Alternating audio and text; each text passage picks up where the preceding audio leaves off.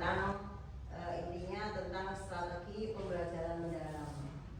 Diseminasi tentang pembelajaran mendalam. Sebenarnya ada banyak, ada grow mindset, ada PM, ada inovasi pembelajaran mendalam dan lain-lain. Tapi ini saya ke konsep pembelajaran mendalam dulu.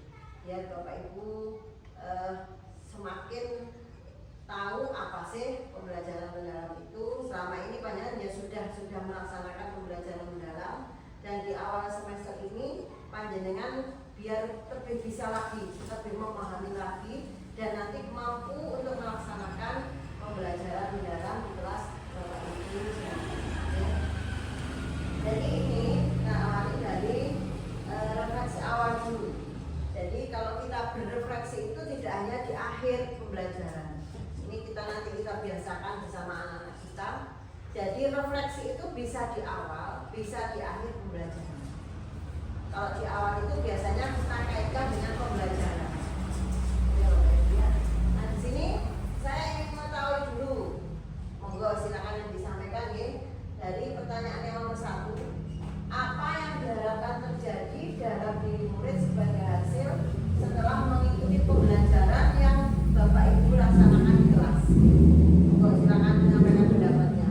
Apa sih yang panjenengan diharapkan Bapak Ibu setelah anak-anak itu menerima pembelajaran? Monggo silakan Pak Mirsa atau siapa?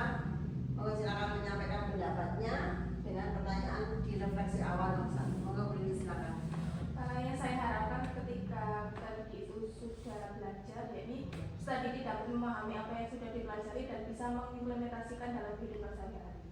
Dapat memahami dan dapat mengimplementasikan dalam kehidupan sehari-hari. Terima kasih Bu Lilis untuk pendapatnya. Yang lain mungkin monggo kita berefleksi. Silakan dulu.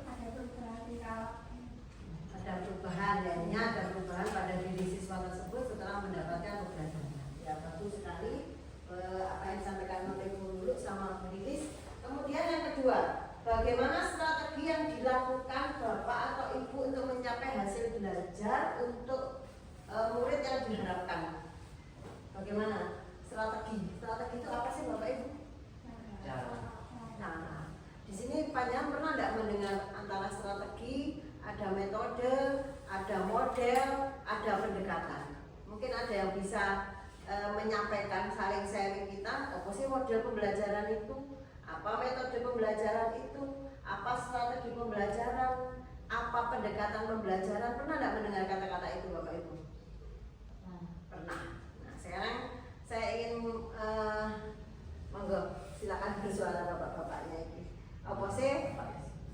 Sekarang ini saya ingin tahu penyanyi pernah tidak metode, yang lama dulu metode. Kalau dalam RPP zaman dulu itu ada namanya metode pembelajaran yang digunakan di dalam RPP panjenengan ya. Biasanya metode apa? Biasanya pakai metode apa?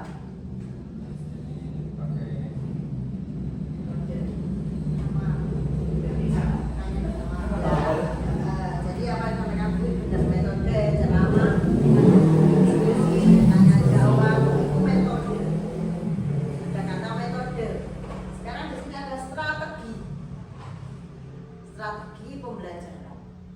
Tidak bingung ke model pembelajaran. Pernah tidak mendengar model pembelajaran? Sekarang apalagi di pembelajaran mendalam ini ada model pembelajaran. Apa sih model pembelajaran itu? Orangnya basic, ada terus ada role playing dan banyak sekali. Itu model. Sekarang saya ingin tahu, coba kalian perhatikan suasana belajar schooling without learning. Murid bersekolah namun tidak belajar. Ini banyak bisa nggak menjelaskan ini? Ya apa sih pembelajaran di kelas ini bagaimana? Coba Panjang deskripsikan, Panjang jelaskan. Suasana schooling without learning. Monggo. Ini sekarang apa dulu ini kira-kira? Pembelajaran seperti ini? Dulu. Monggo silakan. Ayo. Bu Iwi, silakan. Pembelajaran zaman dulu yang kurang melibatkan keaktifan siswa. Jadi di sini siswa diberi tugas, terus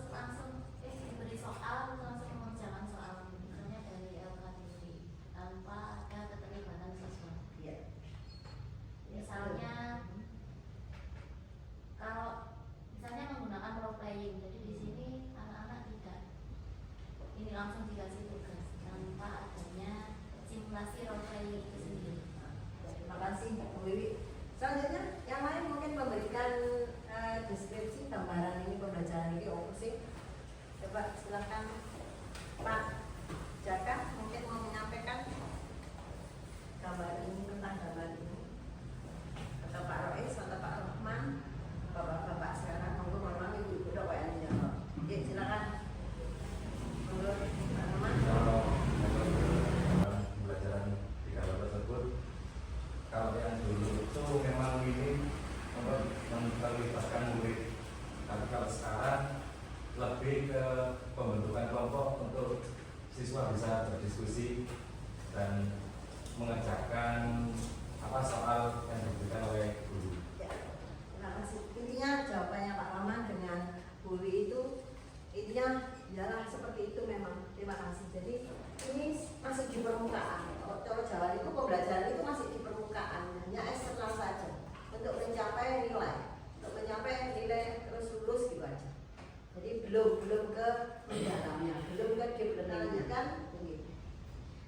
Kenapa ini bisa terjadi?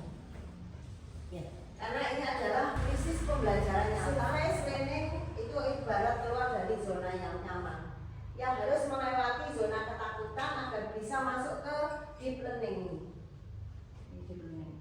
Sedangkan ini grow mindset itu berpikiran untuk kita mau berubah, tidak berpikir tetap. Jadi banyak sekali sebenarnya grow mindset ini. Dengan tidak boleh, menurut saya seperti ini. Saya yakin mereka tidak boleh terima. Saya sudah tahu pembelajaran dalam itu seperti ini. Mungkin sudah ada yang bisa menyampaikan atau memahami apa sih pembelajaran mendalam itu. Monggo silakan sampaikan. Pembelajaran mendalam adalah ini. Saya harus melaksanakan pembelajaran mendalam itu. Mungkin ada yang sudah bisa pembelajaran mendalam. Beda mau menjelaskan tentang pembelajaran mendalam? Setahu saya pembelajaran mendalam itu merupakan sebuah pendekatan. Jadi itu bukan kurikulum baru. Kurikulumnya itu tetap kurikulum merdeka, hanya saja ditambah pendekatan dengan pembelajaran mendalam. Nah, pembelajaran mendalam sendiri itu ciri khasnya itu ada mindful, meaningful, sama joyful. Nah, itu berhubungan dengan keadaan siswanya itu. Lebih jelasnya ini kurikulum pendekatan mendalam merupakan pendekatan yang memuliakan dengan menekankan pada penciptaan suasana belajar dan proses pembelajaran berkesadaran, bermakna dan menggembirakan. Ya, ini yang dijelaskan memuliakan itu kalau dulu di guru penggerak itu ada menghamba pada murid. Kalau ini kita memuliakan, maksudnya itu pembelajaran mendalam ini semua pihak yang terlibat di sini itu saling menghargai, saling menghormati dengan mempertimbangkan potensi, martabat dan nilai-nilai kemanusiaan. Di anak-anak yang bagaimanapun juga itu ya semuanya kita hargai, kita hormati. Pembelajaran mendalam ini ada BBM. Apa sih berkesadaran, apa sih bermakna, apa menggembirakan. Nah, ini semuanya adalah untuk mewujudkan ini Bapak Ibu profil lulusan. Dimensi profil lulusan itu merupakan fokus yang dicapai.